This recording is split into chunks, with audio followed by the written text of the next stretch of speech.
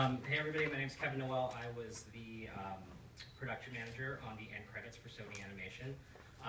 What we're going to show you is a little featurette of the making of this particular project, which was a lot of fun. Just a little background. Basically, what happens is during the end credits, we kind of wanted to show you a little bit more of the world. And Cody and Chris, while they're making the movie, their idea was to show everybody, okay, what happens after the movie, or what's an idea of what can happen after the movie with the humans and the foodimals living kind of in harmony. So they enlisted two guys from our visual development department, Pete Oswald, who's an environmental designer, and Craig Kelman, who is the character designer, to kind of come up with that world. And what they did was they came up with a really fun and fresh take and decided that it would be a lot of fun to do kind of a mixed media approach. So not just doing 2D flash animation, which is common for these things, but also do some puppets and some live action stuff and some stop motion. And so we called on our friends at Screen Novelties who have the resources to do all of that. So this is Seamus, who will tell you a little bit about that. Hey, yeah, thanks.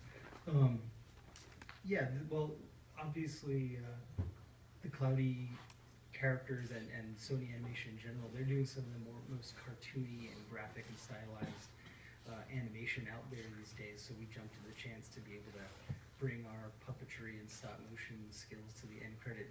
It was a really fun process, and we've known Craig, who was the character designer, for years, and we've worked on a couple projects together, but it had been about 10 years since we'd actually worked together, so it was like a really cool reunion, getting together and figuring out how to translate all these cool characters into puppets, which is it's a little bit of a daunting process, but it's cool because you get to kind of simplify these things down to their main essence. So I think you'll get a better idea of how it all came about by watching the little making of featurette that we have here. But needless to say, it's a pretty cool process, and it's something that doesn't get done that much anymore when you're talking about stop motion animation and puppets and stuff. So it was just a fun world to be immersed in for a couple months.